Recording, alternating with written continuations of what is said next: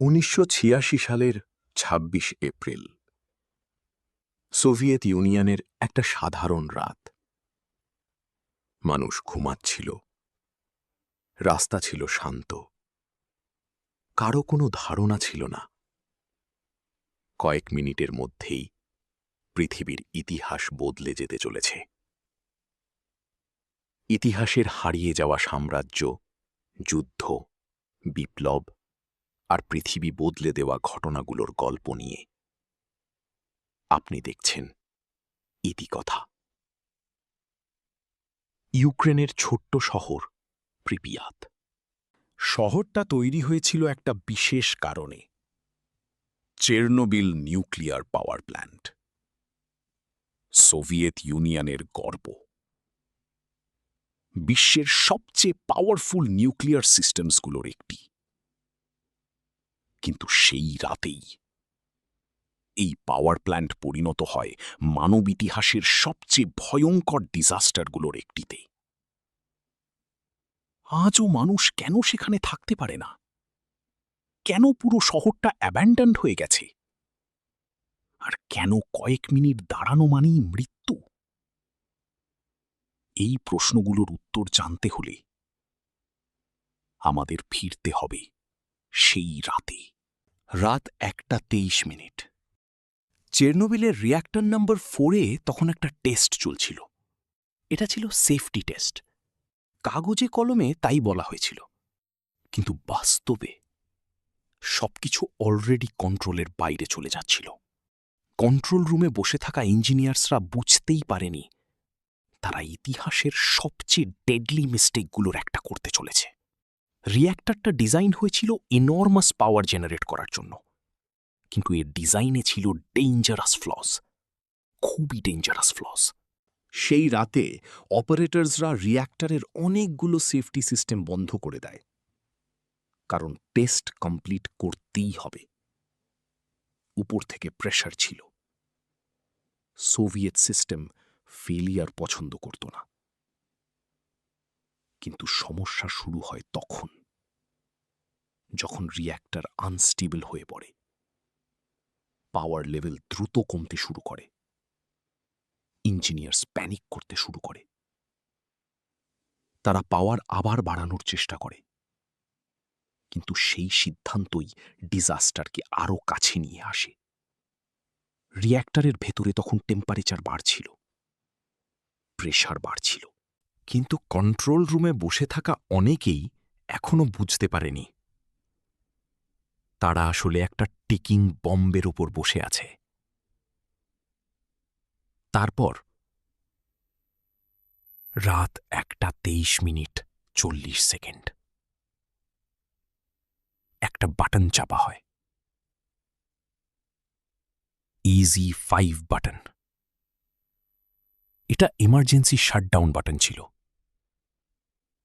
তাদের ধারণা ছিল এটা রিঅ্যাক্টরকে বাঁচাবে, কিন্তু ঠিক উল্টোটা ঘটে। তারপর বুম! একটা ম্যাসিভ এক্সপ্লোশন পুরো রিঅ্যাক্টর উড়িয়ে দেয়।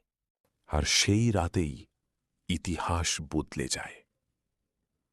চেরনোবিল এক্সপ্লোশনের কয়েক ঘণ্টা পরেও প্রিপিয়াত শহরের মানুষ বুঝতেই পারেনি কি ঘটেছে।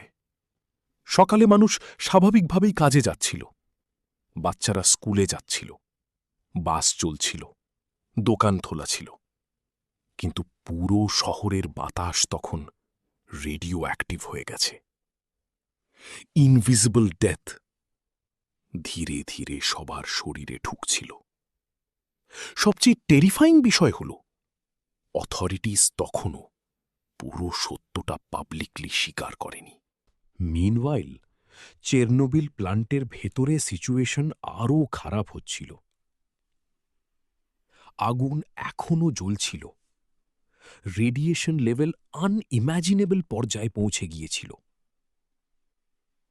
অনেক ওয়ার্কার আর ফায়ার ফাইটার তখন অলরেডি হাসপাতালে ভর্তি। তাদের স্কিন লাল হয়ে যাচ্ছিল, কারো কারো শরীরে বার্নস দেখা দিচ্ছিল।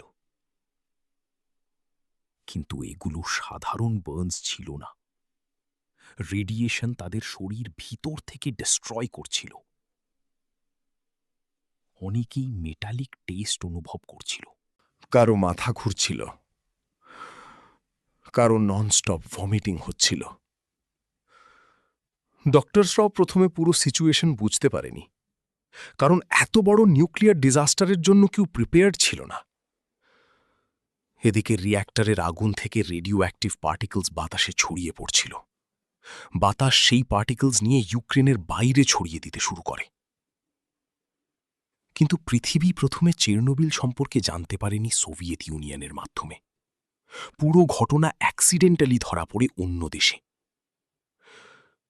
২৬শে এপ্রিলের ২ দিন পর সুইডেনের একটা নিউক্লিয়ার ফ্যাসিলিটিতে অ্যালার্ম বাজতে শুরু করে। ওয়ার্কার্সদের শরীরে আনইউজুয়াল রেডিয়েশন ডিটেক্ট হয়। প্রথমে তারা ভাবে সমস্যা তাদের নিজের প্ল্যান্টে, কিন্তু ইনভেস্টিগেশনের পর তারা বুঝতে পারে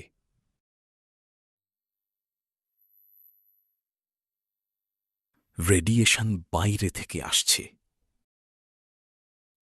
তখন পুরো পৃথিবী বুঝতে শুরু করে কোথাও একটা ম্যাসিভ নিউক্লিয়ার ডিজাস্টার ঘটেছে। সোভিয়েত ইউনিয়নের উপর প্রেশার বাড়তে থাকে, কিন্তু তারপরও অথরিটিস সিচুয়েশন ছোট করে দেখানোর চেষ্টা করে। মিনওয়াইল প্রিপিয়াত শহরের মানুষ এখনও সেখানে বসবাস করছিল। শিশুরা প্লেগ্রাউন্ডে খেলছিল, মানুষ বাজার করছিল, অনেকে ব্যালকনিতে দাঁড়িয়ে রিয়্যাক্টর ফায়ার দেখছিল। তারা বুঝতেই পারেনি প্রতিটা নিঃশ্বাসের সাথে তারা রেডিও অ্যাক্টিভ পার্টিকলস শরীরে নিচ্ছে। অবশেষে এক্সপ্লোশনের প্রায় ৩৬ ঘণ্টা পরে ইভ্যাকুয়েশন শুরু হয়। হঠাৎ করে শহরে হান্ড্রেডস অফ বাসেস ঢুকে পড়ে। লাউডস্পিকার দিয়ে অ্যানাউন্সমেন্ট দেওয়া হয়, অস্থায়ীভাবে শহর ছাড়তে হবে, মাত্র কয়েক দিনের জন্য। মানুষকে বলা হয়েছিল তারা খুব দ্রুত ফিরে আসতে পারবে, কিন্তু সেটা ছিল মিথ্যা। অনেক পরিবার নিজেদের বাড়ি লকড পর্যন্ত করেনি। অনেকে পেটস ফেলে গিয়েছিল, কারো ডিনার টেবিলে খাবার পড়েছিল, কারো কাপড় ব্যালকনিতে শুকাচ্ছিল, কারণ কেউ ভাবতেই পারেনি তারা আর কোনো দিন ফিরে আসবে না। আজও প্রিপিয়াত শহরের অনেক অ্যাপার্টমেন্ট ঠিক সেভাবেই পড়ে আছে, যেন সময় হঠাৎ থেমে গেছে। ইভ্যাকুয়েশনের পর সোভিয়েত গভর্নমেন্ট একটা ম্যাসিভ ক্লিন আপ অপারেশন শুরু করে। হাজার হাজার মানুষ সেখানে পাঠানো হয়। তাদের বলা হতো লিকুইডেটর্স। এই মানুষগুলোর কাজ ছিল ইম্পসিবল। তাদের রেডিয়েশনের বিরুদ্ধে যুদ্ধ করতে হতো। কেউ রুফ পরিষ্কার করছিল, কেউ রেডিও অ্যাক্টিভ ডেব্রি সরাচ্ছিল, কেউ কন্টামিনেটেড মাটি কেটে ফেলছিল। অনেকেই জানত এই মিশন থেকে হয়তো জীবিত ফেরা সম্ভব না। তারপরও তারা গিয়েছিল, কারণ যদি ক্লিন আপ না করা হতো তাহলে পুরো ইউরোপ আরও বড় ডিজাস্টারের মুখোমুখি হতে পারত। আর সেই কারণেই চেরনোবিল শুধু একটা অ্যাক্সিডেন্ট না, এটা একটা ওয়ার্নিং। চেরনোবিল ডিজাস্টারের কয়েক মাস পর পুরো এলাকা একটা ঘোস্ট জোনে পরিণত হয়। রাস্তা খালি, বাড়িগুলো ফাঁকা, স্কুলগুলো অ্যাব্যান্ডন্ড, আর পুরো শহর জুড়ে শুধু সাইলেন্স। আজও প্রিপিয়াত শহরে ঢুকলে মনে হয় মানুষগুলো যেন হঠাৎ করেই ডিসাপিয়ার হয়ে গেছে। অনেক অ্যাপার্টমেন্টের ভিতরে এখনো ফার্নিচার পড়ে আছে, পুরনো টেলিভিশন, ছোট বাচ্চাদের খেলনা, স্কুল ব্যাগ, ডায়েরি, ছবি। যেন সময় হঠাৎ থেমে গেছে ১৯৮৬ সালেই। সবচেয়ে ডিস্টার্বিং জায়গাগুলোর একটা হল অ্যাবান্ডন্ড অ্যামিউজমেন্ট পার্ক। বিশাল ফেরিস হুইলটা আজও দাঁড়িয়ে আছে, কিন্তু সেখানে আর কোনো শিশু হাসে না।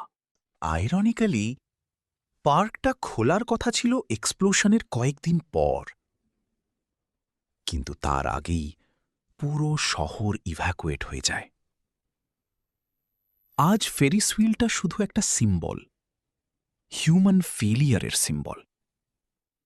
কিন্তু আসল প্রশ্ন হল, আজও মানুষ সেখানে থাকতে পারে না কেন? এর উত্তর লুকিয়ে আছে রেডিয়েশনের ভিতরে।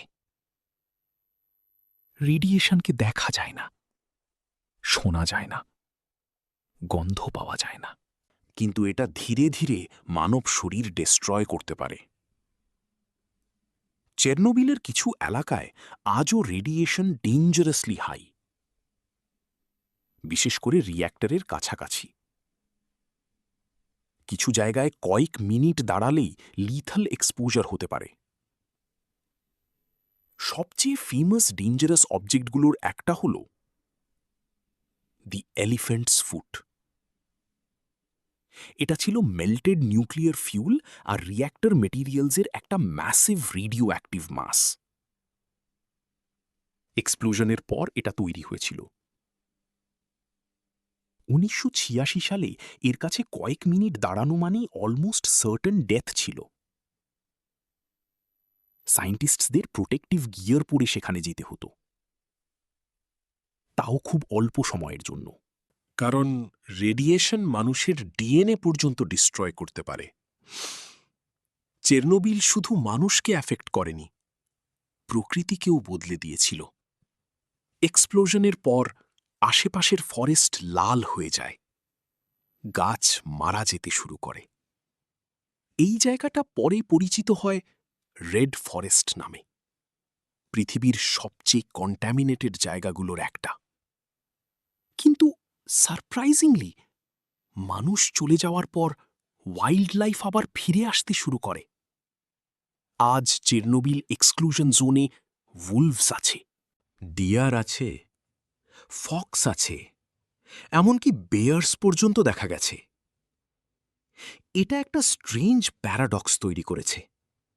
মানুষের জন্য ডেঞ্জারাস, কিন্তু ওয়াইল্ড লাইফের জন্য আনএক্সপেক্টেডলি সেফার। কারণ মানুষ না থাকলে নেচার ধীরে ধীরে নিজের জায়গা ফিরিয়ে নেয়। তবুও চেরনোবিল নিয়ে আজও কাউন্টলেস মিথস আর কনস্পিরেসি আছে। অনেকে বলে সেখানে মিউটেটেড ক্রিচার্স আছে, অনেকে বলে প্যারানর্মাল অ্যাক্টিভিটি হয়। যদিও অনেক গল্প এক্স্যাজারেটেড, কিন্তু সত্যিটাও যথেষ্ট টেরিফাইং। কারণ চেরনোবিল হিউম্যানিটিকে একটা জিনিস শিখিয়েছিল, টেকনোলজি যত পাওয়ারফুল হয়, একটা ছোট মিস্টেক তত ক্যাটাস্ট্রফিক হতে পারে। এই ডিজাস্টার পুরো পৃথিবীকে নিউক্লিয়ার সেফটি নিয়ে রিথিঙ্ক করতে বাধ্য করেছিল। কিন্তু ড্যামেজ অলরেডি হয়ে গিয়েছিল। হাজার হাজার পরিবার পার্মানেন্টলি এফেক্টেড হয়। অনেক শিশু হেলথ প্রবলেম নিয়ে জন্মায়। অনেক ওয়ার্কার পেইনফুল মৃত্যুবরণ করে। আর প্রিপিয়াত শহর চিরদিনের জন্য অ্যাব্যান্ডেন্ড হয়ে যায়। আজও ট্যুরিস্ট সেখানে যায়, ডকুমেন্টারি ফিল্ম মেকার যায়, সায়েন্টিস্ট যায়, কিন্তু সবাই স্ট্রিক্ট রুলস ফলো করে। কারণ ডেঞ্জার পুরোপুরি শেষ হয়ে যায়নি। এখনও কিছু জায়গায় রেডিয়েশন সাইলেন্টলি অপেক্ষা করছে। সবচেয়ে ডিস্টার্বিং বিষয় হল, চেরনোবিল অ্যাক্সিডেন্ট কমপ্লিটলি ইম্পসিবল ছিল না। এটা ছিল হিউম্যান অ্যারোগেন্স, সিস্টেম ফেলিয়ার আর সিক্রেসি কালচারের কম্বিনেশন। যখন মানুষ অ্যাডমিট করতে চায় না যে সিস্টেম ফ্লড, তখন ডিজাস্টার আরও বড় হয়ে যায়। আর সেই কারণেই চেরনোবিল শুধু একটা অ্যাক্সিডেন্ট না, এটা একটা সাইলেন্ট ওয়ার্নিং। একটা রাত, একটা রিয়্যাক্টর, আর কয়েকটা ভুল সিদ্ধান্ত, কিন্তু তার কনসিকুয়েন্সেস বদলে দিয়েছে পুরো পৃথিবী। আর সেই কারণেই আজও মানুষ চায় না চেরনোবিলে। ইতিহাসের এমন আরও সিনেম্যাটিক আর ফ্যাসিনেটিং গল্প জানতে সাবস্ক্রাইব করুন ইতিকথা। কারণ পৃথিবীর সবচেয়ে ইনক্রেডিবল গল্পগুলো অনেক সময় ইতিহাসের পাতাতেই লুকিয়ে থাকে।